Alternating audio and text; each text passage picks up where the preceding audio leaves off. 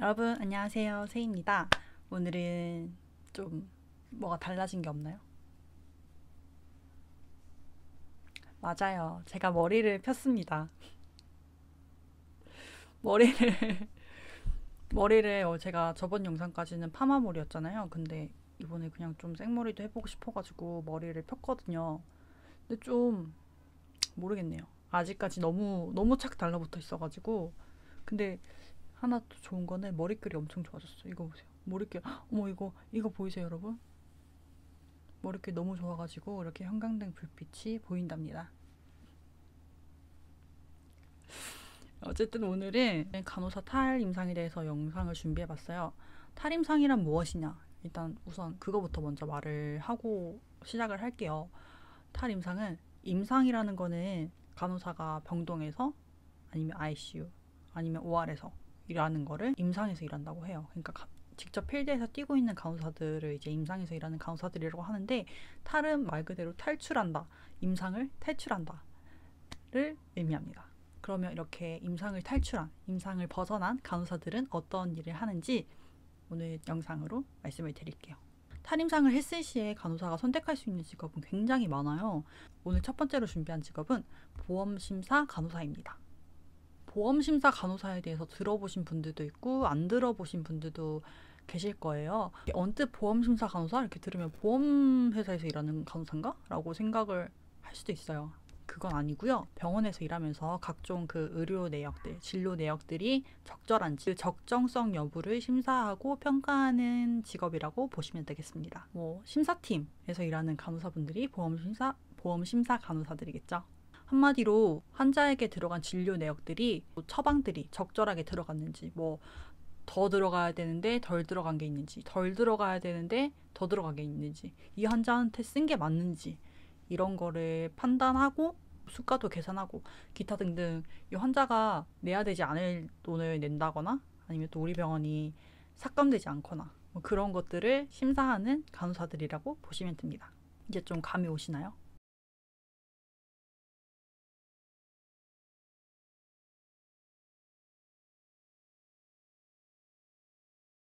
보험심사 간호사가 되려면 필수로 보험심사관리사 1급이 필요한데요. 이 자격증은 아무나 응시를 할 수 있는 게 아니라 응시 자격이 또 필요해요.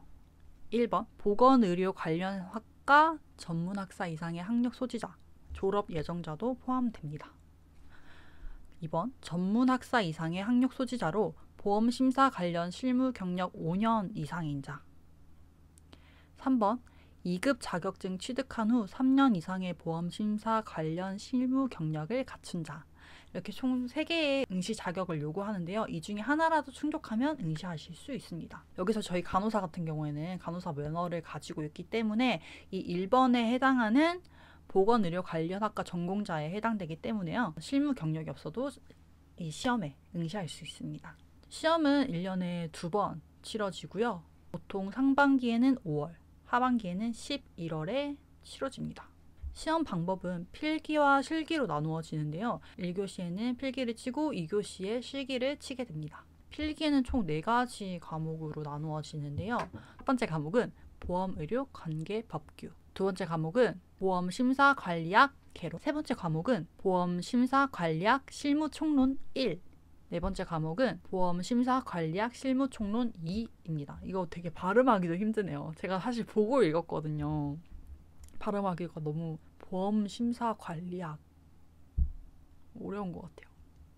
실기시험은 또 어떻게 치러지냐면요. 보험심사관리학 실습이라고 해서 직접적인 사례가 주어지고 그 사례에 대해 이게 수가가 맞는지에 대해서 계산을 해보는 시험이라고 보시면 됩니다. 그래서 시험장에 딱 계산기의 기능만 하는 계산기를 가지고 가야만 해요.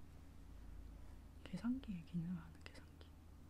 그럼 이 시험만 통과하면 저 바로 보험심사 간호사 될 수 있나요? 저도 심사팀에 일할 수 있나요? 높! 아니에요. 이 시험을 통과했다고 해서 바로 심사팀에서 보험심사 간호사로 일할 수 있는 거는 아니고요.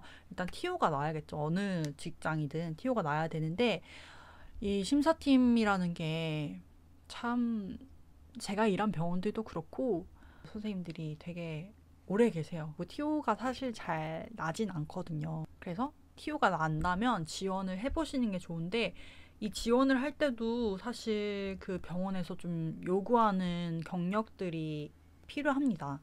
바로 임상 경력이 필요한데요. 탈임상을 하고 싶어서 내가 지금 이걸 영상을 보는 건데 임상 경력이 필요하다고? 이렇게 하시면 좀 좌절스러우시겠죠. 하지만 병원에서는 경력을 요구한답니다. 특히 어떤 경력을 요구하냐면요. 최소 1, 2년의 임상 경력은 필수입니다. 필수.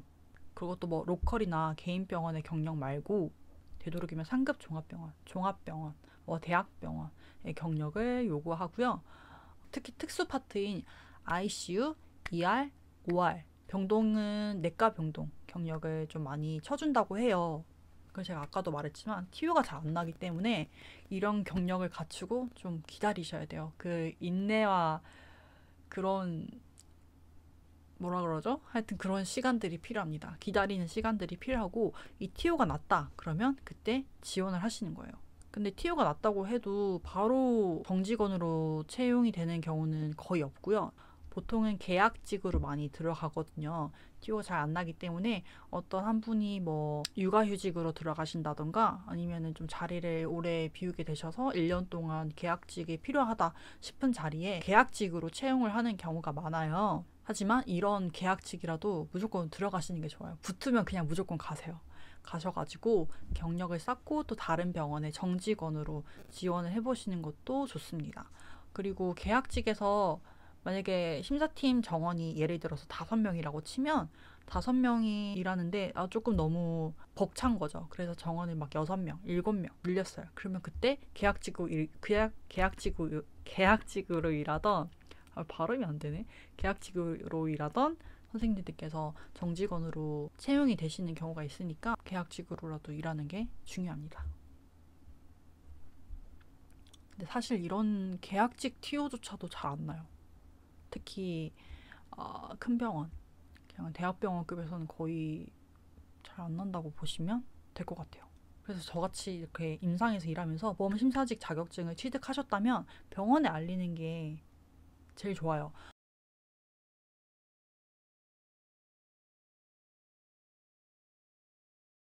왜냐하면 병원에서 이제 심사팀에 뭐 어떤 사람이 그만두거나 뭐 그럴 수도 있잖아요. 그렇게 TO가 나게 되면 외부 인력을 데리고 오는 것보다는 병원 내 사정을 잘 알고 있는 내부 인력 중에서 채용을 하는 경우가 있거든요. 자격증을 따시면 병원에 알리시는 게 좋습니다.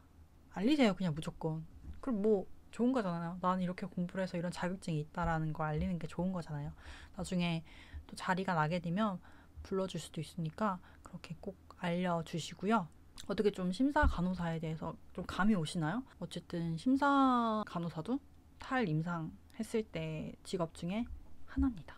그리고 제 주변의 간호사분들도 제일 많이 도전하고 준비하는 직업 중에 하나기도 한데요. 그만큼 준비하는 사람은 많고 TO는 또 없고 그런 실정이라고 볼 수 있죠. 하지만 그 중에서도 되는 사람은 있습니다. 그러니까 그게 여러분이 되지 말라는 법은 없잖아요. 그러니까 여러분들께서도 준비를 열심히 하셔가지고 나중에 심사팀에서 일하는 간호사가 되셨으면 좋겠어요.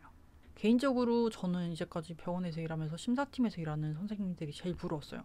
뭔가 정시에 출퇴근하고 뭔가 그냥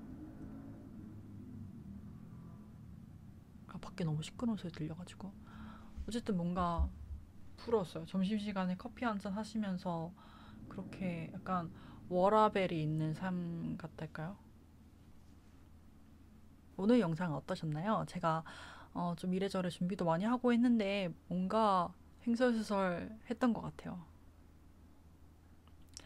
어쨌든 이런 탈임상 했을 때 직업은 시리즈로 준비를 해볼까 하니 여러분들께서도 좀 많이 관심을 가져주시고요.